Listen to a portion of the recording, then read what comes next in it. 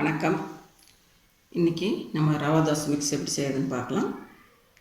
இப்போ அதுக்கு தேவையான பொருட்கள்: 1 கப் ரவா, 1/2 கப் கோதுமை மாவு, 1 கப் அரிசி மாவு, தேவைக்கேற்ப உப்பு, மிளகு, சீரகம், கொத்தமல்லி, கருவேப்பிலை,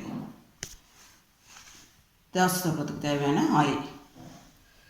இப்போ ரவா தோசை இது எல்லாம் மிக்ஸ் பண்ணணும்.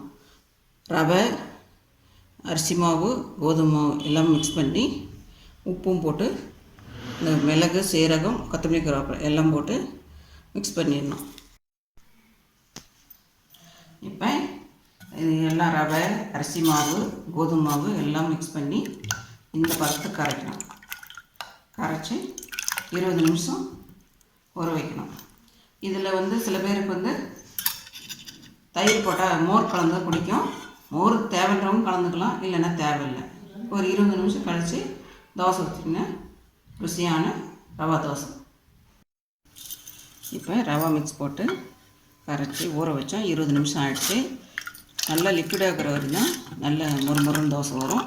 அதனால் நல்லா இந்த பக்கத்துக்கு இருக்கட்டும் பார்த்துக்கோங்க. கல் நல்லா காயணும். காயாத ஊற்றுறீங்க தோசை வராது. இப்போ தோசை ஊற்றுறோம்.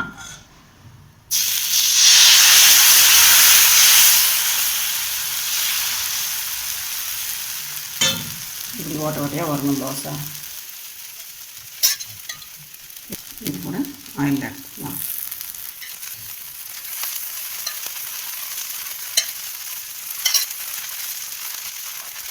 தோசை கொஞ்சம் நிதானமாக தான் வேகும்.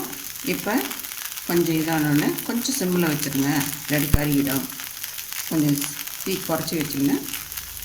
நல்லா ஒரு முறை ஆகிற வரையும் ஒரு முறை ஆனதுனால லைட்டாக திருப்பி எடுத்தால் ரவா தோசை.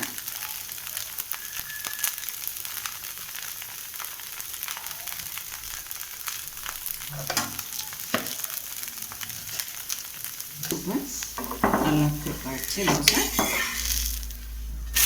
லைட்டாக திருப்பி போட்டு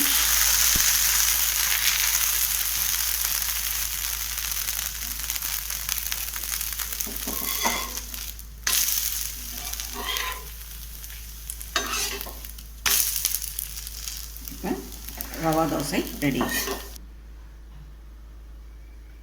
இப்போ இது மறுபடியும் இன்னொரு ரவா தோசை ஊற்றுறோம். அது ஆனியன் ரவா தோசை ஊற்றுறேன்.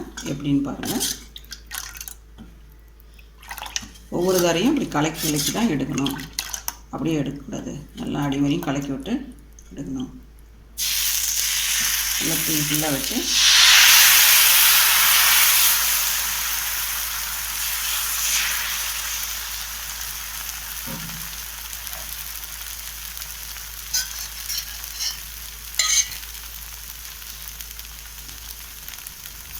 ஆயில் 2 டீஸ்பூன், ஒரு டீஸ்பூன் ஆயில் விடணும்.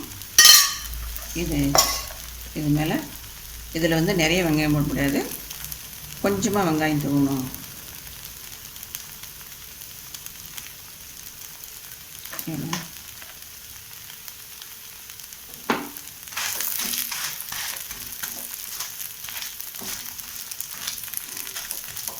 டூ மினிட்ஸாக தான் ஆகும்.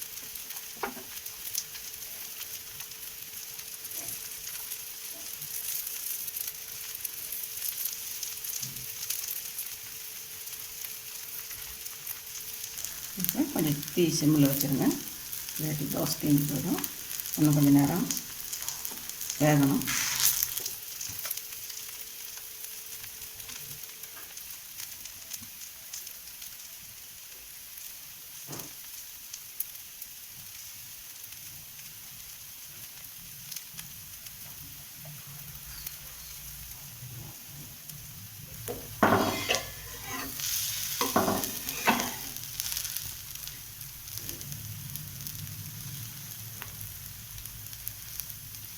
தோசை கொஞ்சம் நிதானமாக தான் ஆகும். நிதானமாக பொறுமையாக செஞ்சோம்னா ரொம்ப டேஸ்ட்டாக நல்லாயிருக்கும்.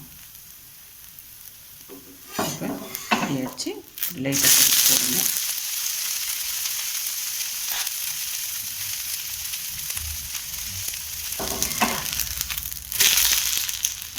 இப்போ ஆனியன் ரவா தோசை ரெடி.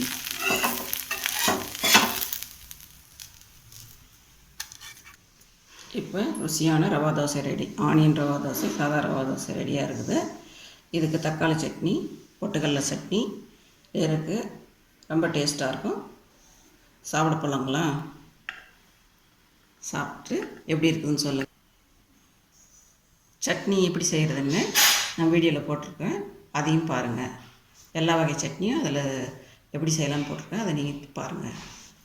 நன்றி, வணக்கம்.